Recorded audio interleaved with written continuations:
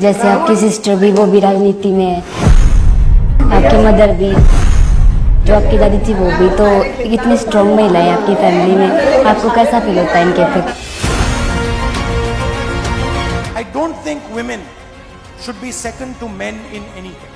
I look at the Parliament House, I look at the Vidhan Sabhas, I look at the different states, and frankly, I don't see enough women in leadership positions. तो जिस दिन तक महिलाओं को शक्ति नहीं मिलेगी, तब तक ये देश सुपर पावर कभी नहीं बन सकता। राजीव गांधी जी पंचायती राज में महिला आरक्षण लाए थे।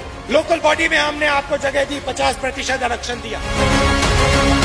But somehow one finds that even though they become pradhans, then they don't move up the chain and become MLAs. And so I think emphasizing political parties and also in general telling public that women should participate is important. A good target for the Congress party would be that if in 10 years from today, 50% of our chief ministers are women. If we empower women, if we involve women in the political system, if we give women space in the governance of the country, India will truly be successful. और मेरी पूरी कोशिश है कि आपकी जो लड़ाई है वो हमारी लड़ाई और कांग्रेस पार्टी की लड़ाई।